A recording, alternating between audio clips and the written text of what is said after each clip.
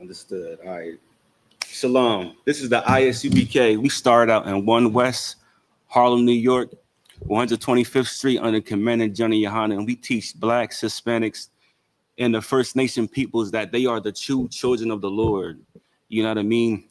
Can you grab me Revelations 2 and 9? I always like to start with this verse. You know what I mean? Because we are the true children of God. There's a group of people out there who call themselves Jews, but they are not. And they have taken our lineage. They have taken and captured our ancestors and put them through slavery. You understand? They have taken our name, they've taken our identity, and they bastardize our culture. Those type of people are not the real children of the Lord, of the children of the Bible, or the children of Israel. You know what I mean? And there's so many different books written about these certain groups of people. You know what I mean? The fake Jews, right? It's called the 13th tribe. You should read about it. Their own people talk about how they're not the real chosen people. You understand? In the Bible, there's only 12 tribes. All right, you can grab that scripture for me whenever you're ready, sir. The book of Revelations, chapter 2 and verse 9. I know thy works. Right. And tribulation. The Bible says, I know your works and your tribulation. You know what I mean? Tribulation means you're going through a trial of some sort. Those fake Jews that's fighting Palestine right now, about to go into a World War III, they're not in no tribulation. They own everything. You know what I mean? Wall Street, the banks, the diamond, the jewelry. You know what I mean? They do all that stuff. Continue. And poverty, but thou art rich. He said he knows our poverty. He knows, he sees you in the ghetto, struggling, trying to survive, working paycheck to paycheck. You understand? Barely eating, barely surviving. You know what I mean? You're eating the crumbs that drop from the master's table. But listen, if you serve the Lord, your God, right, the God of Israel correctly, he's going to reverse all that stuff. And he's going to reverse all the damage that has been done to us. Mentally, of course, you know what I mean? We have been destroyed mentally. And that's actually saying, look, listen, people believe, right? Because of America, they actually believe in equality. They think that's actually a real thing. And they try to pin their philosophy on side the Bible, and they want to give it to us, right? So this what happens for years and centuries. They will assault us, steal, take our land, take our women. You know what I mean? That's, matter of fact, they take everybody. They ride up in everything and everybody. It don't matter what it is, and the pets too. Nobody is safe around these creatures. You understand? They have taken that from us, right? Is there more in that verse? But thou art rich. It says, but thou art rich. We're the rich. You understand? We're going to conquer this world, right? There is no equality inside the Bible. There is no equality inside America. The Christian church has lied to you since its inception. You understand? They always try to pull the wool over our eyes, you know what I mean? To make us think about certain things, to make us think that, okay, we have the same opportunity as somebody else. You know what I mean? Listen, we don't even listen. This is what's so crazy about this, right? The oppressor thinks that we are on equal footing in terms of economics, you know what I mean? Money and stuff like that. When they had a 400, 500 head start, and they still have a head start on. They still have a head start on us, you know what I mean? Well, our people went through redlining. You understand? When they were able to buy houses and they stopped the blacks and Hispanics from buying houses. You know what I mean? They bought up all the land. You know what I mean? They stole from the land from the Native Indians. They stole all that. You know what I mean? All that. And I'm here to let you know that there's no such thing as equal opportunity. Not in America and not inside the Bible. And let me prove it. We're going to go to the book of Genesis. We're going to start with Abraham. You understand? Because a lot of Christians believe Ishmael had a fair shot at this. You know what I mean? They think Esau had a fair shot. when indeed they never had a shot at all. They was always excluded from the time they were born. You understand? Let's go to Genesis.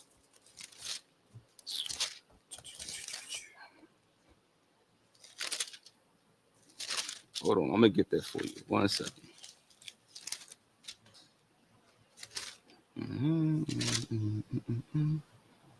Let's go to Genesis chapter 16. We'll start at verse 1. The book of Genesis, chapter 16, and verse 1. Now Sarai, Abram's wife, bare him no children. Right. And she had an handmaid, an Egyptian, whose name was Hagar. And Sarai said unto Abram, behold, now the Lord have restrained me from bearing. I pray thee, go in unto my maid. It may be that I may obtain children by her. And Abram hearkened to the voice of Sarai. Now, this is story of how Ishmael is going to be born and how Ishmael is going to be brought into this picture. You know what I mean? Sarai, Abraham's wife, she didn't believe in the promise that God told them, that God told Abraham and Sarai. You know what I mean? She didn't believe. So she told her servant Hagar, which is basically like a surrogate mother, you know what I mean, to bear children in her stead, in her stead, you know what I mean, however the word is pronounced. You know what I mean? She had her bear children for her, right? And came out Ishmael, right? Keep going. Khan. Salakia, one moment. And Abram hearkened to the voice of Sarai. And Sarai, Abram's wife, took Hagar, her maid, the Egyptian, after Abram had dwelt 10 years in the land of Canaan, and gave her to her husband, Abram, to be his wife. Right. Verse 4.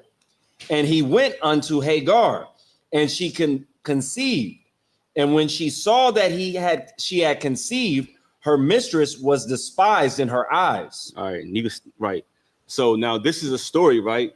It's going to tell you about how Ishmael was kicked out, right? Because Ishmael was not the promised seed. You know what I mean? He was not the promised child.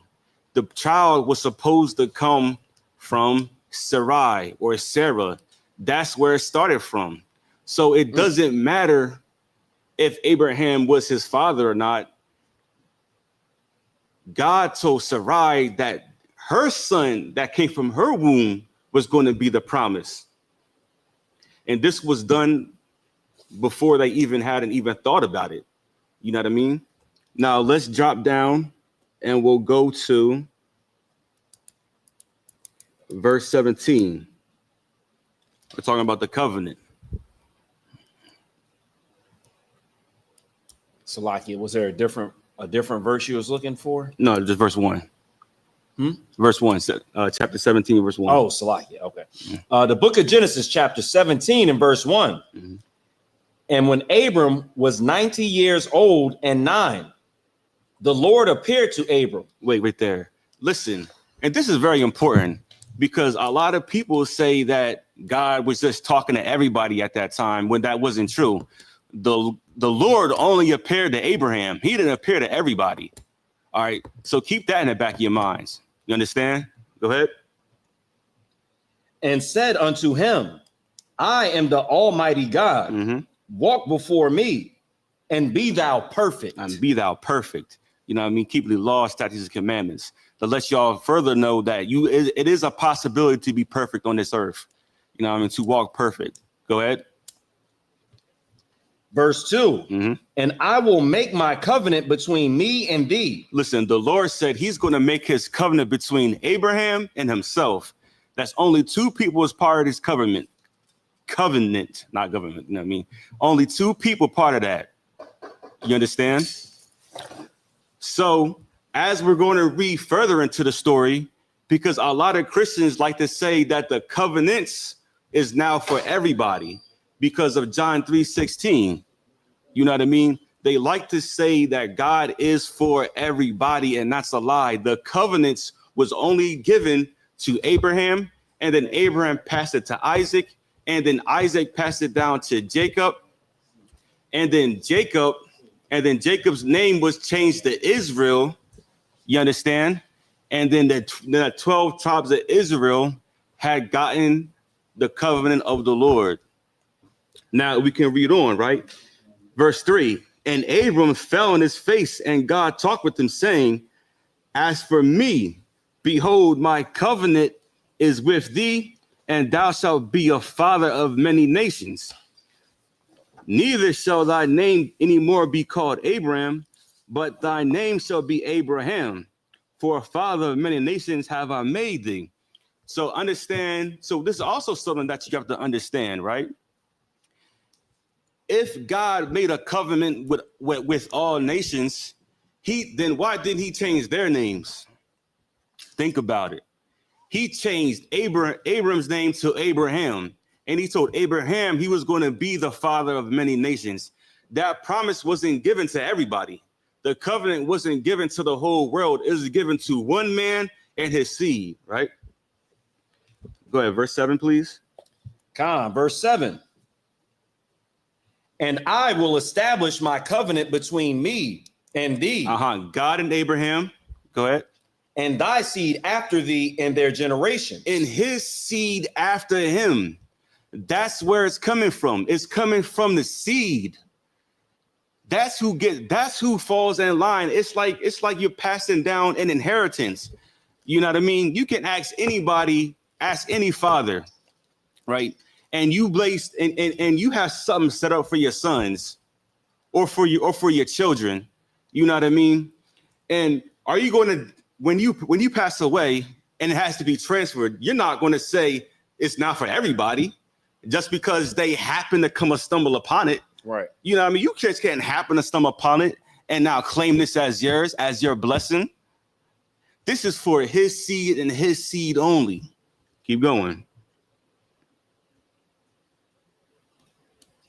And I will establish my covenant between me and thee, and thy seed after thee in their generations, for an everlasting covenant. Right. To be a God unto thee, and to thy seed after thee. Right. He's going to be. Absolutely. The reason why the scriptures comprise one of the most important books that's on the face of the earth is this is telling us the history, the future, and on top of that, you can actually see where people come from as far as their nationality, their nation. Absolutely. Like if you didn't get it from the scriptures, you would never know what was the cause of the Arabs being born. Absolutely. Like it was an Egyptian and a Hebrew came together and bam, you have Ishmael. I just wanted to point that out because people really believe in being agnostic, being Muslim, being Buddhist, but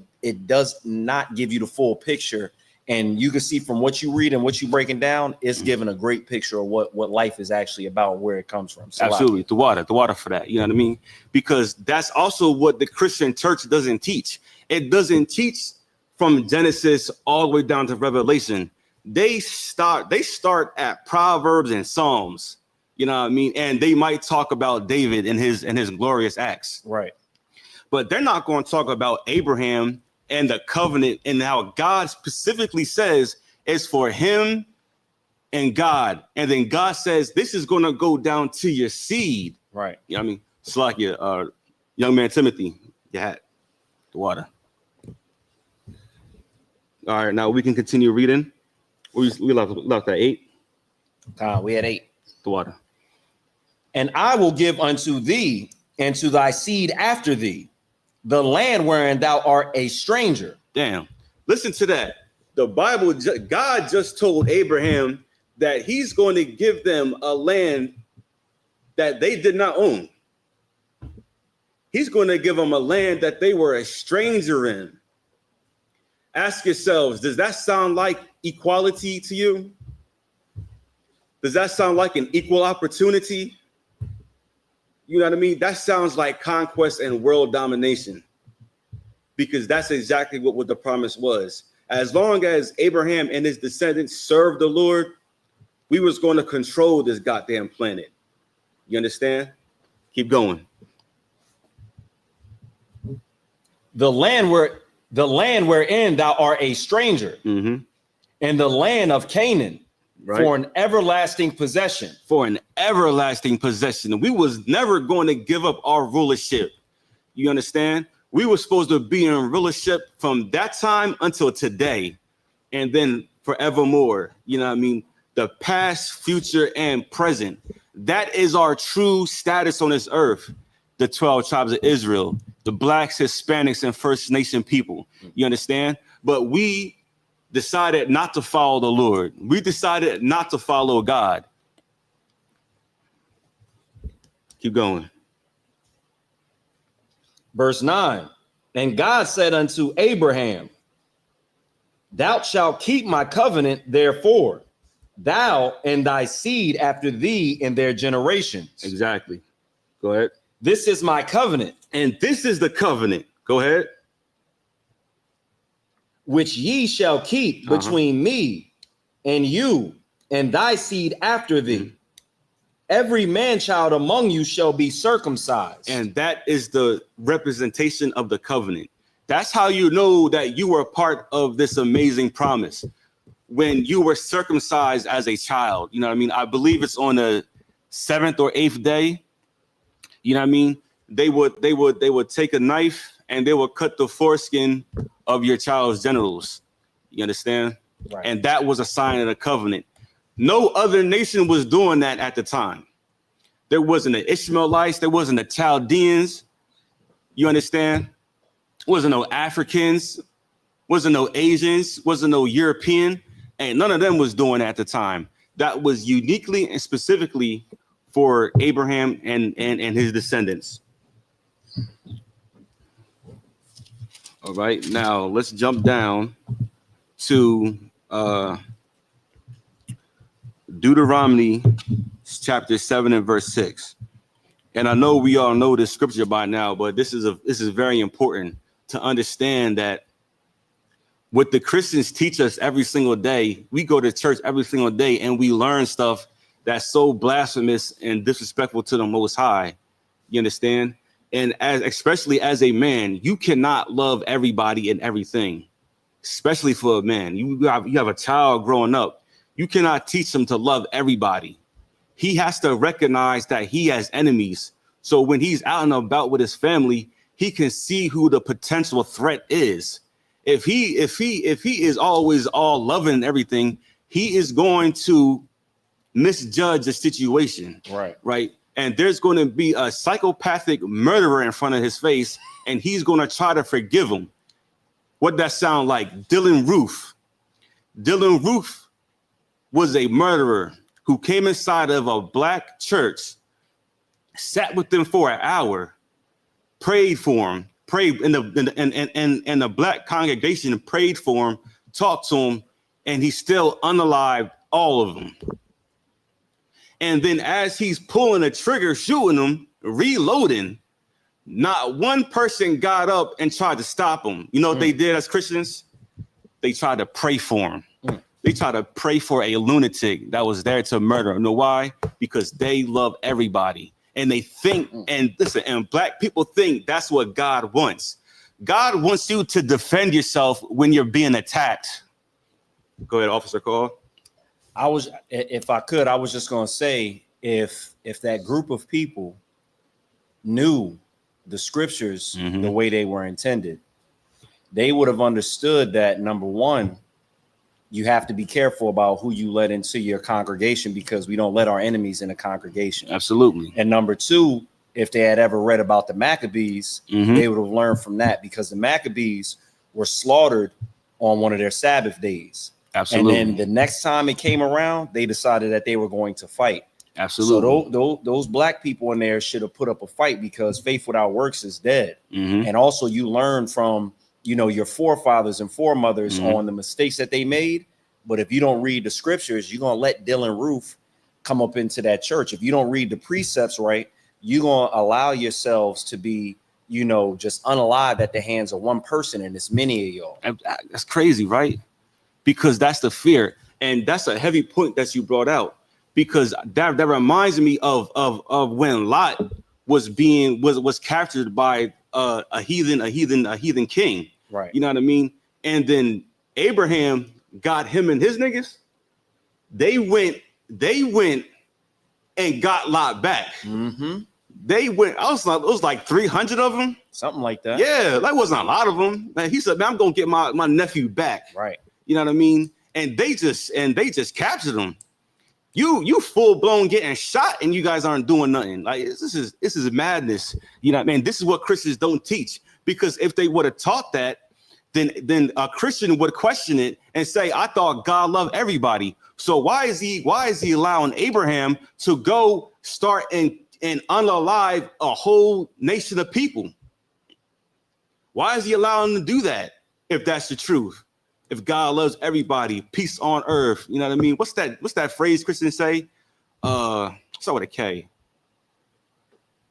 Damn, what's that? Y'all know it? It's like I got it. Kumbaya, my Lord. Don't that mean like peace or something? Yeah. Kumbaya, my Lord. You're over there singing that dumbass song and wonder why you keep getting punched in the mouth everywhere you go. You wonder why bad stuff, because Christianity makes you weak. You put on a weak spirit. And then when there's people that's aggressive, they're going to take advantage of that. They're going to take advantage of your kindness because you don't have a backbone, because the Christian church got rid of your backbone. You know what I mean? So you feel like every time somebody does something to you, it's like, oh, I forgive you. I forgive you. You know what I mean? Listen, damn that. Listen, we are over the point where we are forgiving our enemies for unaliving us for no reason. Let that sink in your spirit. We're done with the useless forgiveness, man. We have forgiven white people in every nation for hundreds of years. And they still do it to this day, no matter what. Black men still get with white women after we learned about Emmett Till. Like how many of us need to get unalived and shot for us to realize that we should not be interracial dating? How many times? Every time then they be on, then those same brothers would be online talking trash about their own women and stuff like this and that. I'm like, man, you guys are some simp ass brothers, man. Some simp ass brothers, but they've been destroyed. They've been destroyed by America. And when are we going to get it? You understand? All right. Do we have the Deuteronomy 7:6 for me, Salakia? Deuteronomy 7:6. Yes. The book of Deuteronomy, chapter 7 and verse 6. Thou art an holy people unto the Lord thy God. Right. The Lord thy God hath chosen thee to be a special people unto himself. Now let that sink into your mind. If you might be new, you might be online and you might never heard this before. But let me tell you, the Lord has chosen us to be a special people unto himself. That's singling out a specific group of people, right, which is the Israelites. So don't let anybody ever tell you that you're not great. God said that you're a special group of people on this earth. His special people on this earth. Understand? That's what God said. We don't give a damn what your pastor's talking about everybody. You understand? We don't care a damn about none of that. Now let's jump down to the book of Leviticus, chapter 20 and verse 6, to further prove the point. You know what I mean? Because we're talking about equality. You understand? We've all been taught that everybody's equal. Like, bro, we're not even born equal. Some of us are born tall. Some of us are born short.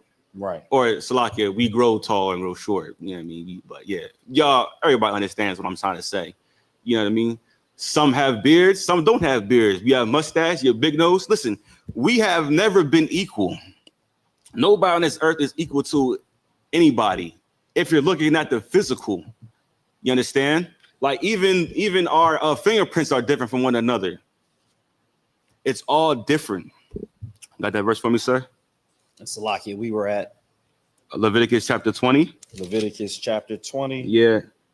And Salakia, go to verse 26 for me. 26. And if I could, Yes. when you were talking about the circumcision, Uh-huh. One of the men above us in the chat, I believe, just put it was on the 8th day. You said the 7th or 8th day. Oh, Khan. They The just water. clarified and let us know it was the 8th day. The water for that. All right. So you said Leviticus 20 and 26, right? Yes, please. This is the book of Leviticus, chapter 20 and verse 26. And ye shall be holy unto me. Exactly. Now, we just read that we was a holy people in Deuteronomy 7 and 6. Right. So what does the word holy mean? The word holy means to be separate or set apart. Right. We are the set apart people, chosen by God. You understand? Keep going. For I, the Lord, am holy, Right?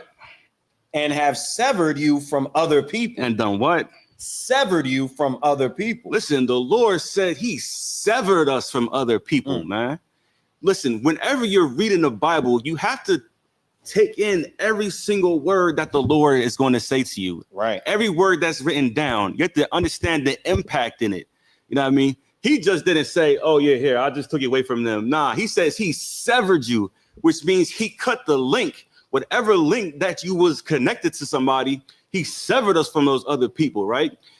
Ishmael and Isaac were brothers, but he severed us from Ishmael.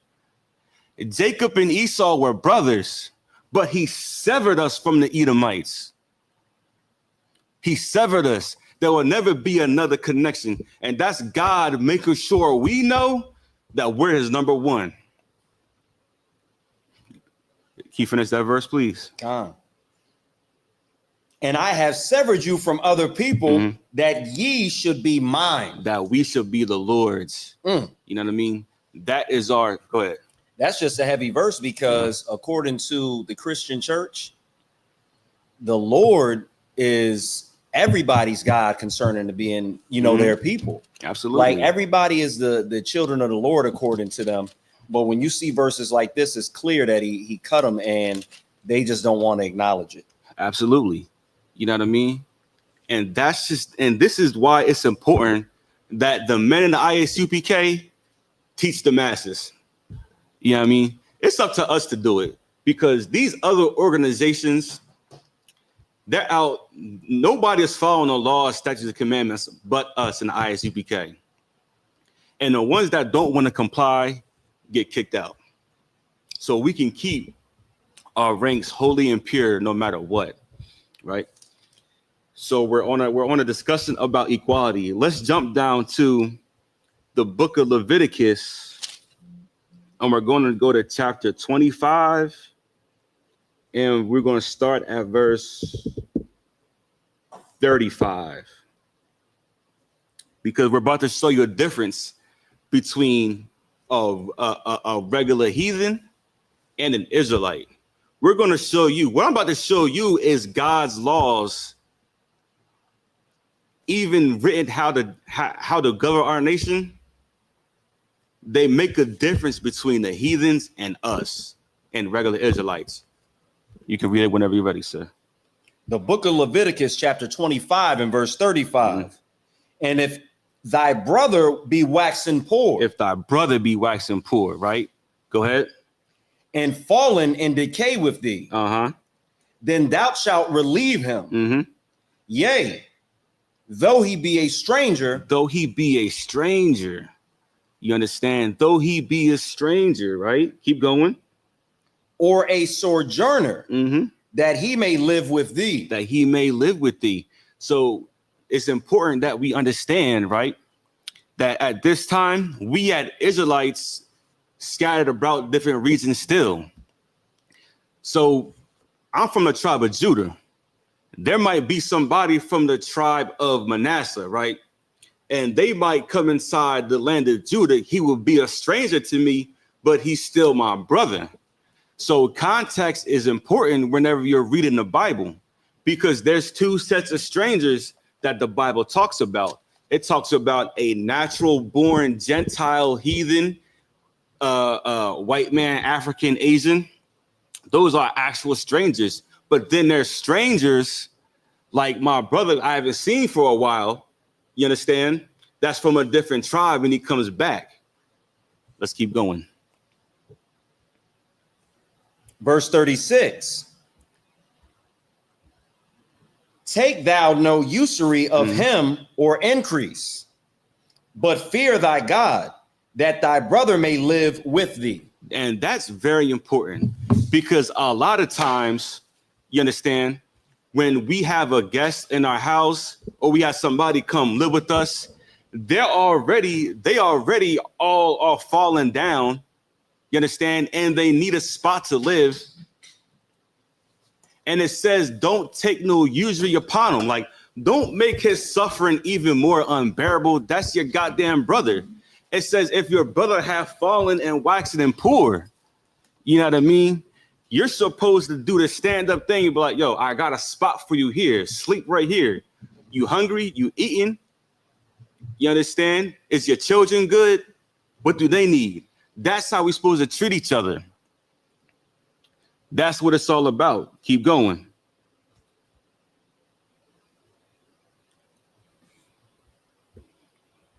Verse 37.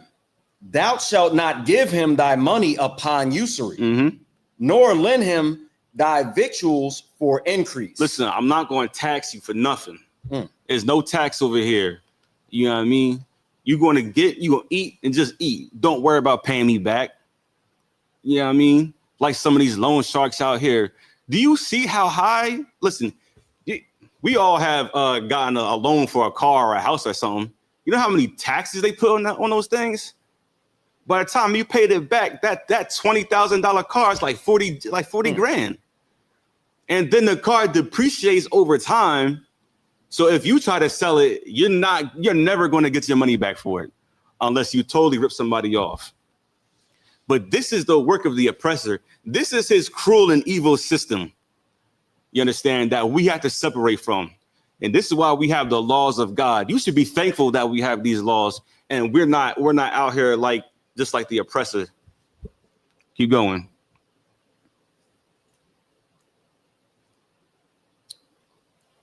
"38. I am the Lord your God, which brought you forth out of the land of Egypt to give you the land of Canaan and to be your God. Right. And if thy brother that dwelleth by thee be waxen poor and be sold unto thee, right, thou shalt not compel him to serve as a bondservant. Right. Verse 40. But as an hired servant. But as a hired servant. So I'm letting y'all know there's a difference between a bondservant and a hired servant. You understand?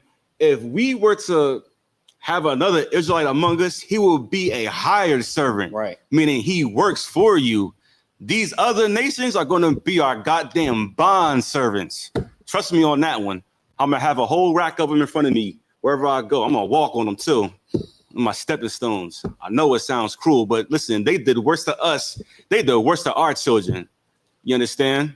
That's how it's going to be. They're going to be bond servants. Matter of fact, my bond servants are going to serve my hired servants, and my hired servants are going to get my bond servants and do the work for them. That's how it's going to go. You understand? That's what the kingdom of heaven is about. Sidebar. Continue. He shall be with thee.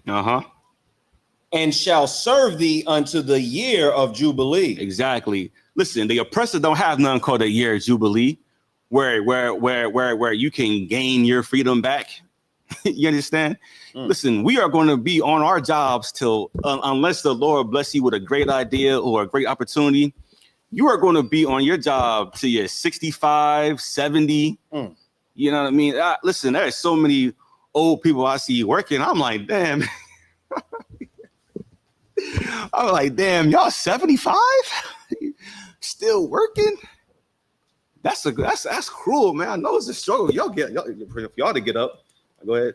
I was just gonna say what you bringing out is heavy, and it just reminds me of something that I recently saw. There was a brother that he was doing very well in creating this was a brother. He was creating, as far as I know, I believe he's a brother. Right. he was creating I think his name is Julian, a way to turn plastic into gasoline. I just seen him. You seen, and now he's missing. Damn. So he was about to be well off. I'm sure some company or somebody would have bought it from him, and he wouldn't have to work under the foot of nobody. Exactly. But you see how Esau is if that's the case. So this is just my opinion. Somebody didn't want him doing that. He tried to make a lane for himself, and he's missing. They want us to be just pegs or cogs in the machine and never have anything for our own. Exactly. Just to be this, and that's why I'm going to have my bond servers as stepping stones, man. Because let's you see what they did to our people, man. The brother's missing. Right. That's I mean, and all he's trying to do is trying to eat just like them. But you can't. They have a monopoly, and this is you know what makes me angry about white people, man. Or it's like the oppressor, because they sit there and they really think that we have the same opportunity. And I was talking to somebody and I was like, you know why black people don't know about these laws and all these other things that white people have? Because they invented it.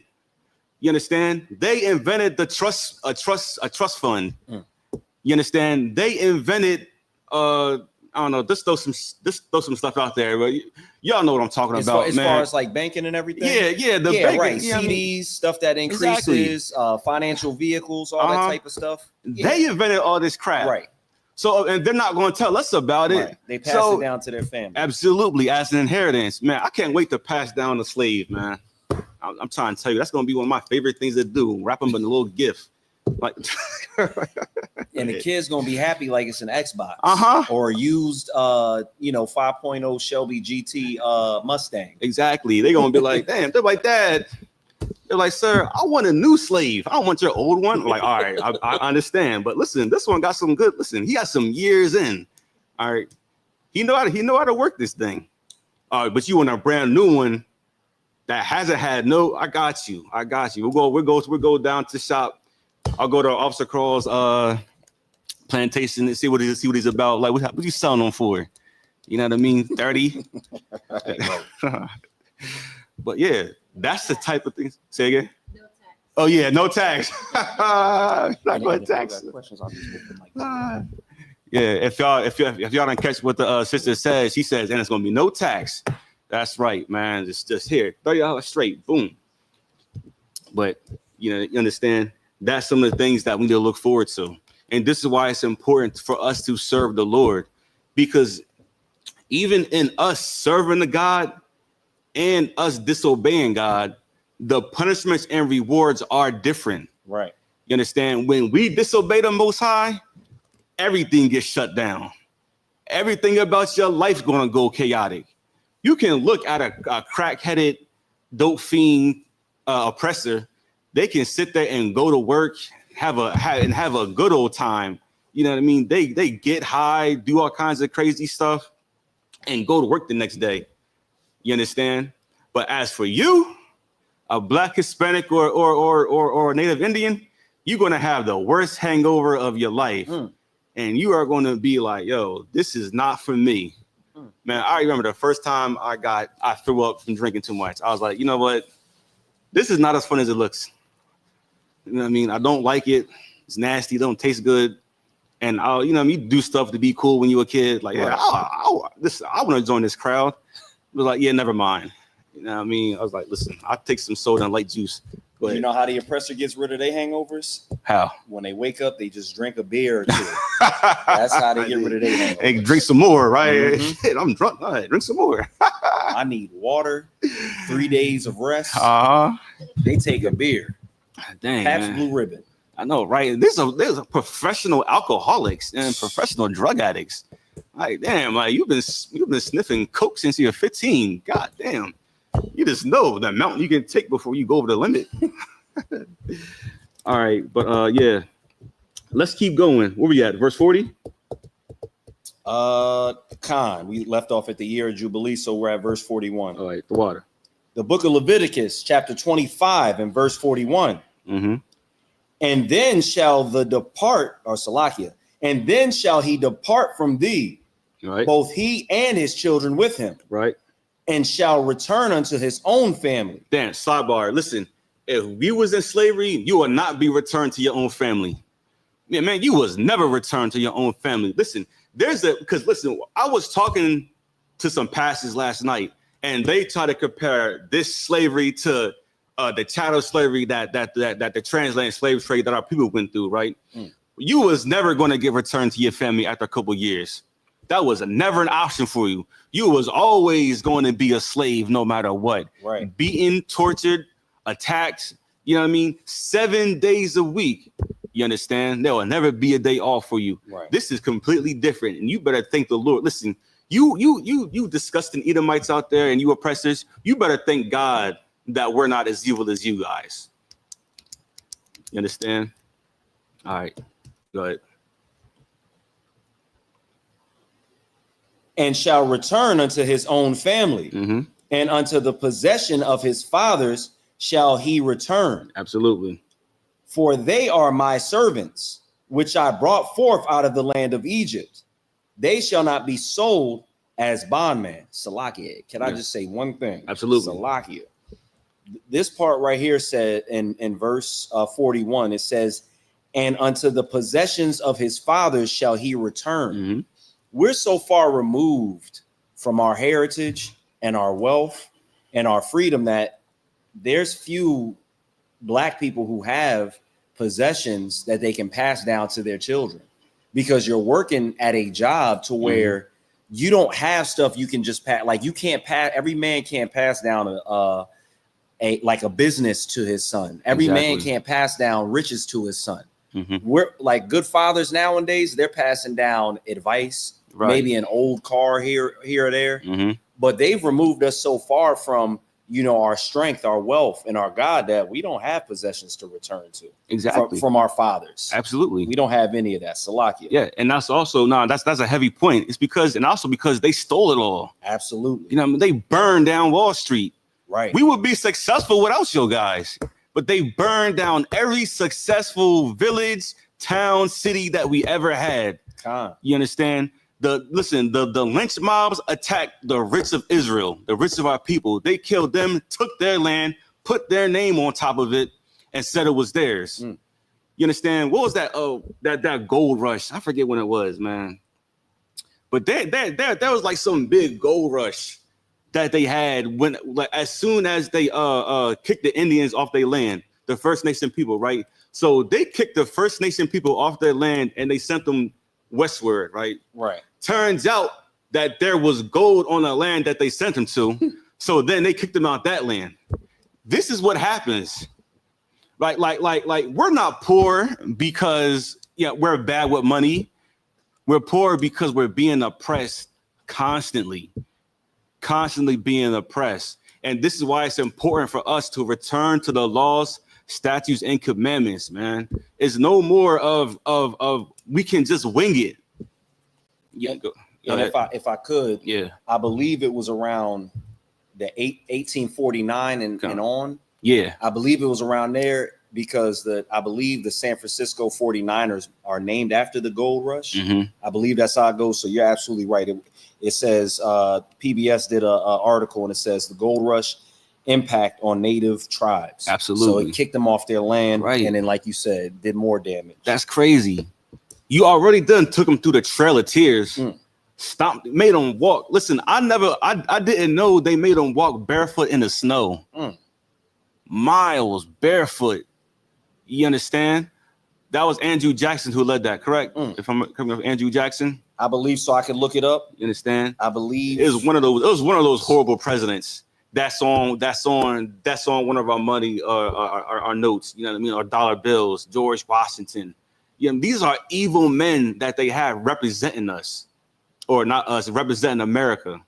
You understand? That they did horrific crimes to us. And you think that we just supposed to forget this? You think I'm just going to forget that? I know there's some Black people who do want to forget, and they will celebrate Thanksgiving and eat with some wicked people, but not over here in the ISUPK. We won't do none of that. We're going to celebrate the Passover, which is the destruction of our enemies.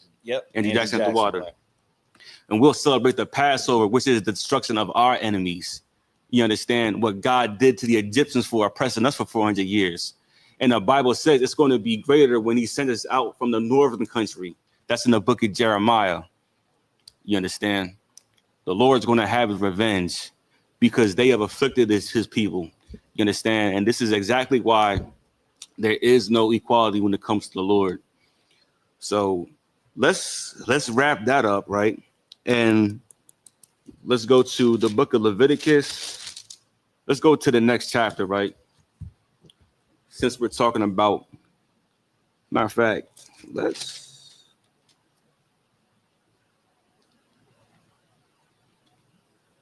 go to 44. Yeah, let's keep on going with this one. Verse 44. Yes, in verse 25, chapter 25, 44.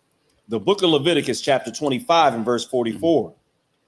Both thy bondmen and thy bondmaids, right, which thou shalt have, shall be of the heathen that are round about you. Now, another interesting point about what these Christians were talking about yesterday. They was talking about how Abraham had slaves. Those are our bondmen and bondwomen, and you understand, those people were not a part of the covenant just because they were a slave. A slave never has an inheritance with their owner's money or anything they're going to pass down. You understand? Why would you give a slave money and land? That's given all to your children. You understand? That's what that's for. And that's what Christians get confused in. We're not gonna be equal with them. You know what I mean? They're not equal with us in ruin. They're going to be slaves in the new kingdom. Somebody's going to build up my grocery store. You understand? They're going to build up all my houses, my villas. You know what I mean? They're going to make a big ass swimming pool for me and my family. Keep going. Both thy bondmen and thy bondmaids, which thou shalt have, shall be of the heathen that are round about you. Right. It shall be of the heathen. Understand the language when you read in the Bible. Your pastor will never bring this out. Bondmen and bondwomen are for the heathens only. Israelites are hired servants. There's a difference. Keep going. Of them shall ye buy bondmen and bondmaids. 45. Moreover, of the children of the strangers that do sojourn among you, of them shall ye buy, and of the families that are with you, which they begat in your land, and they shall be your possession. And they're going to be our possession, right? Keep going. Yes, Smith. What's wrong? Thank you. Okay. I just have a question about the Israelites being a hired servant. Right. So is that the Israelites who did not follow the God's commandments in this lifetime? What would make them a servant as opposed to another Israelite not? They can be a hired servant for many things. So most of the time, I don't know if you was here when we read before, where it says if your brother is fallen in decay with you and they be waxing poor, right? We would hire them for a place to stay, a place to eat, and stuff like that. So, if I could, go ahead. So you see how there are people that are homeless right now. Those people back in the day could potentially become servants and then earn their way back up, make money, and then be able to go after the year of Jubilee or whenever they earned off, working in that household. Those people could be servants. But we don't have that situation. So our brothers and sisters stay homeless unless, God works in that situation. All right, cool. Let's go to 46 again. The book of Leviticus, chapter 25 and verse 46. And ye shall take them as an inheritance for your children after you. Right. We're going to take them as an inheritance for your children. That's very important. If you serve the Lord your God, you are going to have a goddamn inheritance. You're going to have people to work for you. You understand? Man, in the book of Deuteronomy, it says that our women didn't even touch the soul, didn't even touch the ground because they were that tender and delicate. And we're going to go back to that. Salaki, if I could. Yeah. I don't want to say too much on that because next Monday I'm gonna be kind of talking about that. Oh, the water. But now, versus what you said about so tender and delicate that their feet don't even touch the ground. Right. They have images of our sisters barefoot fighting in the streets on all these reality television shows. Just terrible. Salaki. Absolutely. Nah, you're absolutely correct. Like the baddies show, the Bad Girls Club, man, just madness. I'm like, this is not, how can this be entertaining?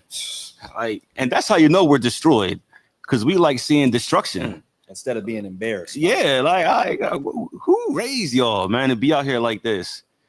God damn. The devil. Mm-hmm. All right, finish that verse up for me. The water.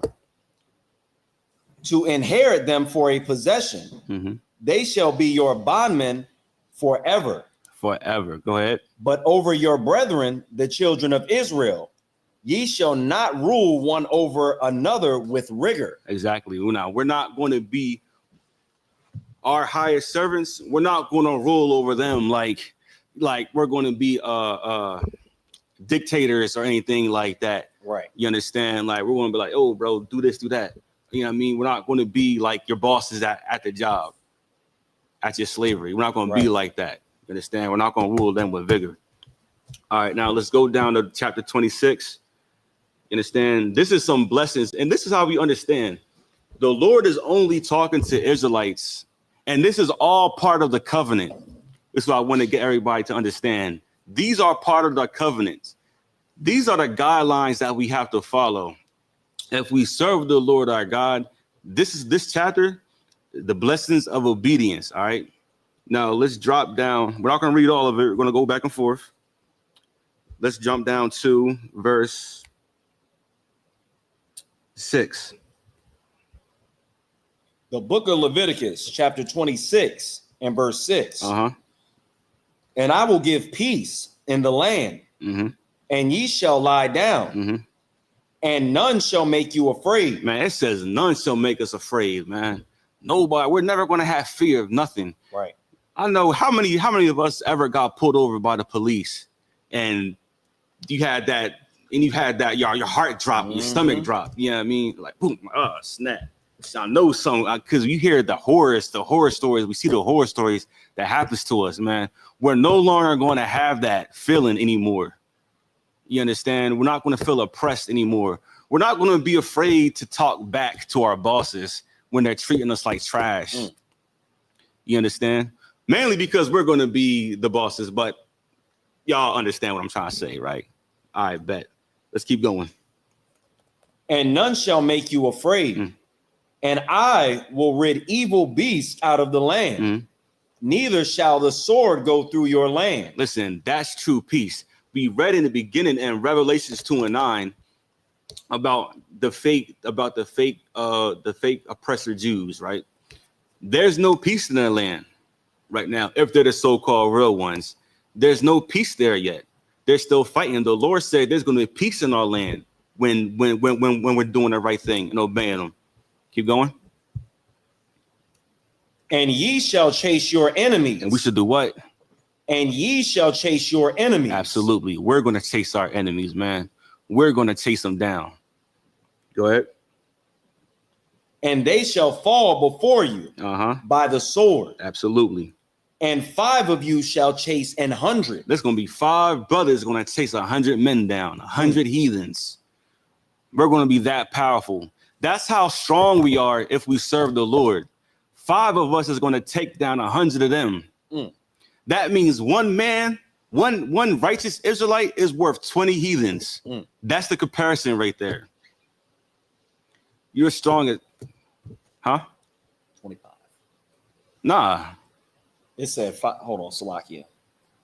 5 and 100 is 20. Salakia. No worries. All right. It's my second day messing up. I'm lost at the time. So I'm waiting for 100. Salakia. No problem at all. You know what I mean? 5 of us is worth 20. Is worth 20 of them. I mean, one of us is worth 20 of them. You understand? That's how strong and powerful we will be. That is not equality, man. The heathens don't have this promise. It's not for them. Continue.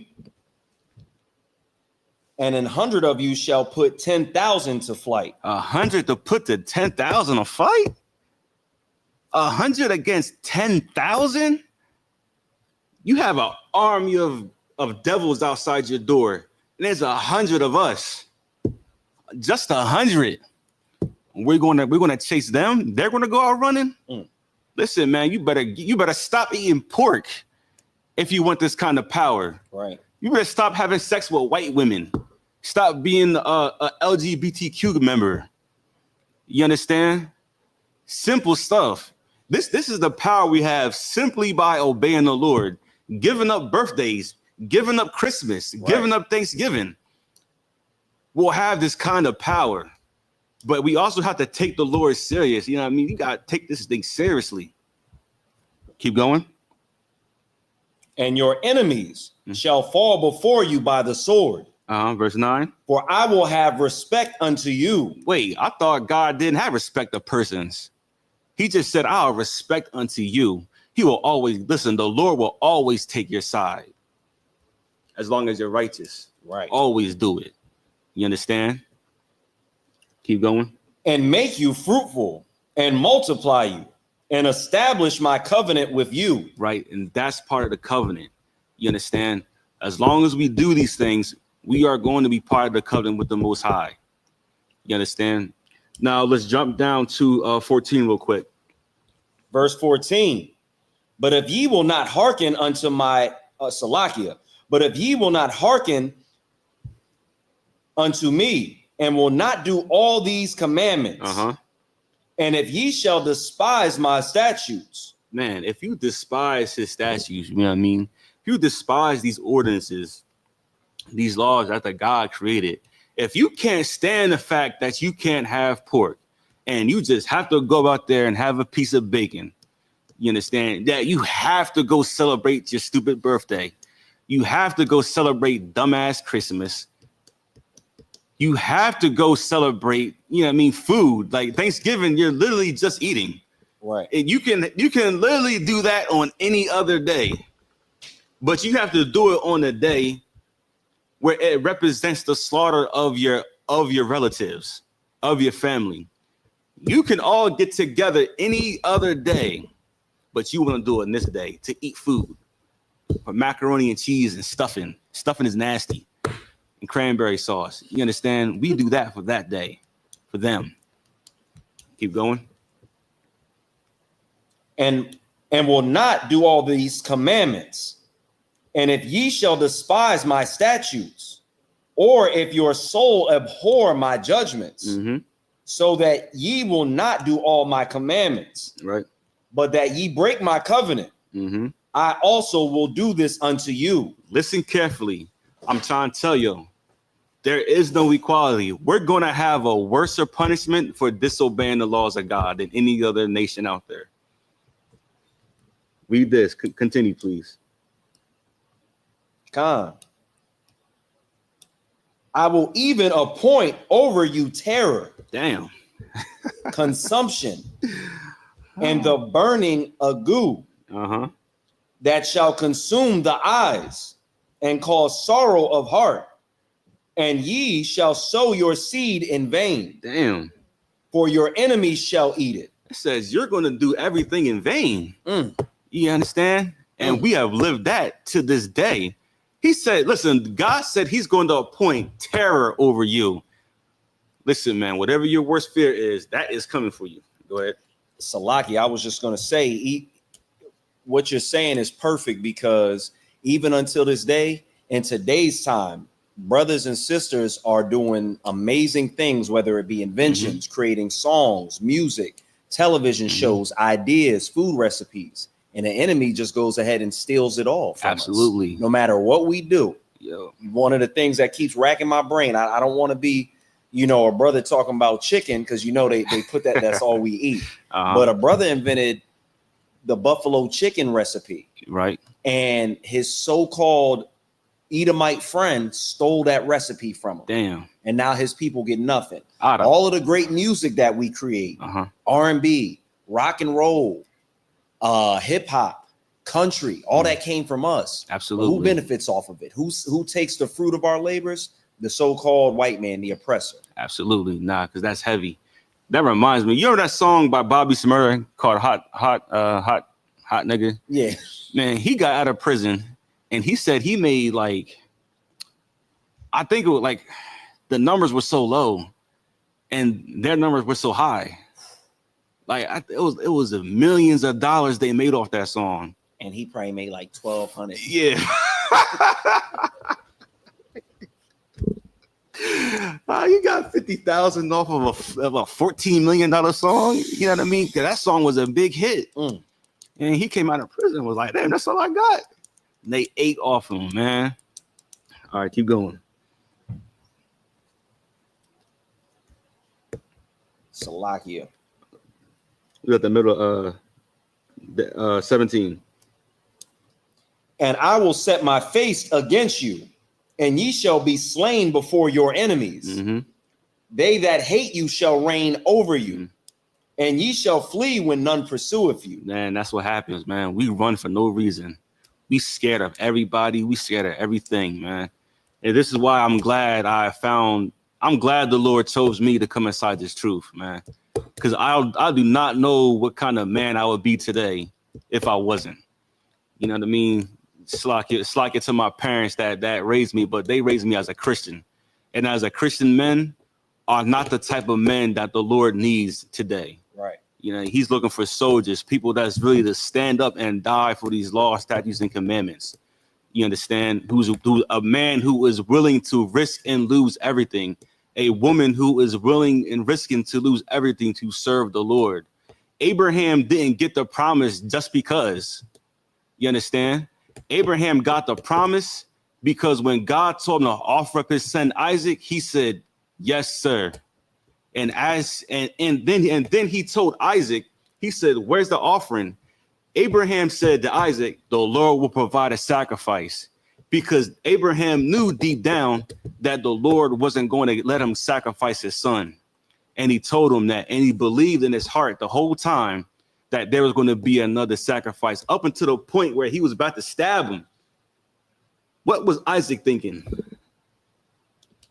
I don't know. But I'm like looking at Dad. God damn, you got to.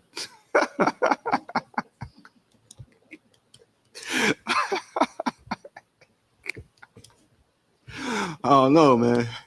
But Isaac loved his pop after that. You know what I mean? Listen. That's a strong, but that's just the bond that we need to have with the Most High. Right. That the stuff that we might think is crazy, we might think is absurd, we have to do. You understand? And it's just people in the world don't understand the amount of commitment it takes to serve God in this evil, wicked place. You understand? All the prophets had to do something wild. I think it was the prophet Isaiah had to walk around Israel for like 3 years with no clothes on, prophesying the word of the Lord. Who is doing that today? Not me. Let y'all know that right now. Listen, Lord knows. Listen, I don't know if I'll be able to do that one, God. You understand? But this is why we have to follow these examples, because they showing us the way how seriously we need to serve the Lord. We can't be out here playing around with this. You understand? We cannot be playing around with this. Our lives are on the line. Our families' lives are on the line. Do we really want our children to grow up the way we did? Nah. You understand? We don't. All right. We're about to wrap it up soon. Let's go to Romans 3:1, I believe, where it says, what advantage have the Jew? Romans 3:1? Yes. Yeah, Salakia. Yeah, Isaiah did, I think it was around, you said like 3 years. Yeah. I'm gonna ask the general, was it fully naked or did he have on like, you know, like a loincloth or something? Because nakedness is, like for a man back then was like their chest and stuff on. So he's walking around, which we didn't do. But I don't know if he had the giblets and the giblets showing. I don't know. I think it was. I'm gonna have to ask. Like, serve the Lord. That would be completely right. But Salakia, where'd you say to go? The book of Romans, chapter 3:1. Romans 3:1. Now we're going to go to the New Testament, because the Old Testament and New Testament, they all say the same thing, man. Right. There is no difference between the two. You know, we was talking to some Christians last night, and they always want to give the covenant to heathens. There is no covenant for the heathens. They're here. These heathens on this earth are here to be our bond servants. You understand? And our bondmaids. That's why they're here, to serve us. But you go ahead. The book of Romans, chapter 3, verse 1. What advantage then hath the Jew? It says, what advantage of the Jew? You understand? Or what profit is there of circumcision? This next verse is about to just lay it all plain for y'all. Go ahead. Much every way. It says much every way. Chiefly. Because that unto them were committed the oracles of God. Because unto us was committed the oracles of God. The Lord has commanded us to be to be a holy nation upon this earth. You understand? In the book of Proverbs, it says that when the wicked rule, the people mourn. But when the righteous rule, the people is going to rejoice. These heathens are going to be happy when we're ruling. You understand? That's all I got. Anybody got any questions they want to ask? I'm gonna have you come down and control this when I walk up. All right, no sweat. I'll fix it though to point at me. You can just end the class. All right, no problem. With that being said, we're going to pass the class over to Precinct Officer 500 Call.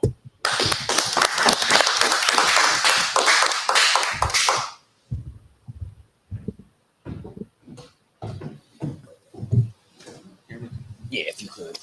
It's that controller work.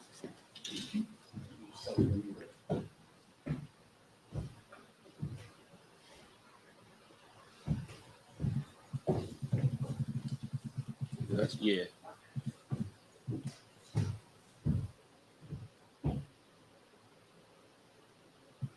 All right, this is the ISGPK security announcements. Rules for new brothers and sisters. When a new brother or sister comes into the school, they are off limits for 6 months. They are to be saluted only. They are here to learn and shed themselves of the world. If they need transportation, the teacher will arrange it. After 6 months, if a brother or sister has an interest in a particular person, they are to seek counsel from the heads. Also remember tithes, which is a commandment. That can be found in Numbers 18:1, and also Malachi 3:18, 3:8-10. In the Hebrew, it is called Ma'ashra, which is 10% of any increase the Lord gives you. Also, we have a priest fund. It's a free will offering. It's not mandatory, but it is greatly appreciated. Whatever's on your heart to give. Again, it is not mandatory. All right. Up and coming Holy Convocations. Let's see what we got coming up. I believe on September 21st is the memorial of the blowing of the trumpets. It is the first day of the 7th month. That can be found in Leviticus 23:24-25. All right. And with that being said, if you want to be a trooper in the school, remember to wear all black boots, pants, and shirt, and headband. All right, men of Israel, Amijim, which means to stand. Amayim Shabbat, Amijim, Barak, Yahweh Shem Yahshua Brakathum. Yajmatah. We're going to Sar, which means turn. We're going to give the sisters a courtesy salute. Sisters, you can stand. Amijim. Men of Israel, Amayim Shabbat, Amijim, Barak, Shalom, Yahweh Shemar, Adon, B'Hashem Yahushai.